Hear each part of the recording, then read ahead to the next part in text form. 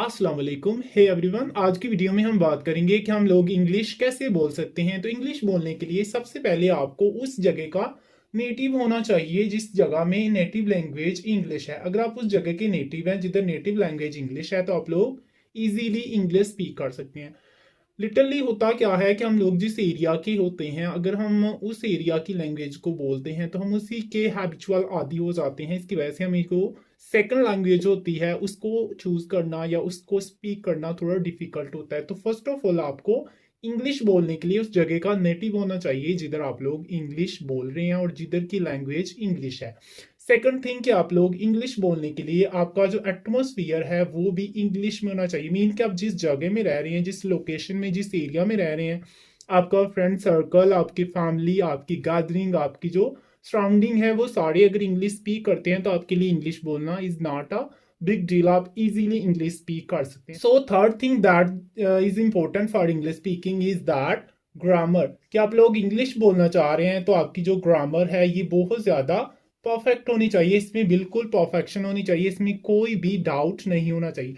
सो अगर हम ग्रामर की बात करें तो ग्रामर में मोस्टली हम जिन चीज़ों को इंक्लूड करते हैं उसमें फर्स्ट ऑफ ऑल जो आपके पार्ट्स ऑफ स्पीच हैं वो बिल्कुल क्लियर होने चाहिए। मीन के जो पार्ट्स ऑफ स्पीच हैं जो इंग्लिश बोलने के लिए बहुत इंपॉर्टेंट रोल प्ले करते हैं वो बिल्कुल क्लियर होने चाहिए। एंड सेकंड थिंग जो आपकी ग्रामर में इंपॉर्टेंट रोल प्ले करती है वो होते हैं rules of tenses. Rules of tenses, अगर आपके tenses and their rules are completely good and you can speak English easily.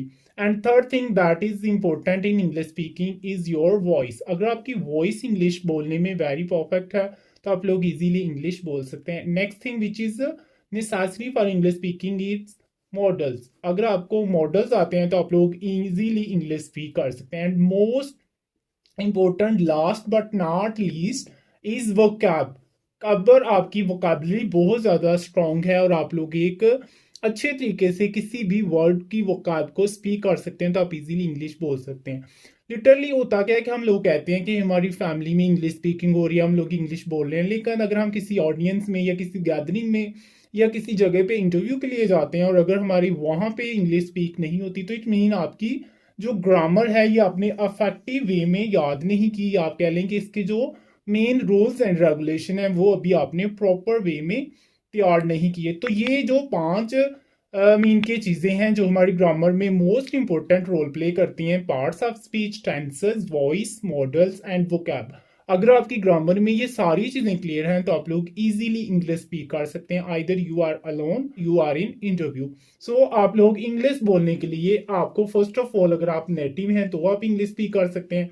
अगर आपका एटमोसफियर वो है जिसमें इंग्लिश का ट्रेंड है और इजीली लोग इंग्लिश स्पीक करते हैं तो वो भी आप इंग्लिश स्पीक कर सकते हैं। और अगर अनफॉर्चुनेटली ये दोनों आपके पास ऑप्शंस अवेलेबल नहीं है then the most important thing to speak English is grammar. कि आपकी जो ग्रामर है ये बिल्कुल परफेक्ट होनी चाहिए, इसमें कोई भी डाउट नहीं होना चाहिए। उसमें आपके पार्ट्स ऑफ स्पीच, आपके टेंसेस के रूल्स, आपकी वॉइस, आपके मॉडल्स जो हम डेली रूटीन में यूज करते हैं जिसमें परमिशन मॉडल्स आते हैं एज वेल एज जो हमारे ऑब्लिगेशन को एक्सप्रेस करते हैं, वो सारे के सारे आपके क्लियर होने चाहिए। एंड लास्ट थिंग वोकैब, कि आपकी जो वोकैबुलरी है जिसमें हम लोग वोकैबुलरी को लिटरली हम लोग वर्ड्स ही कहते हैं, आपकी जो वोकैबुलरी है अगर वो बहुत ज़्यादा स्ट्रांग है तो आप लोग इजीली इंग्लिश स्पीक कर सकते हैं। तो ये तीन ऐसे वेज हैं जिसके थ्रू आप लोग इजीली इंग्लिश स्पीक कर सकते हैं।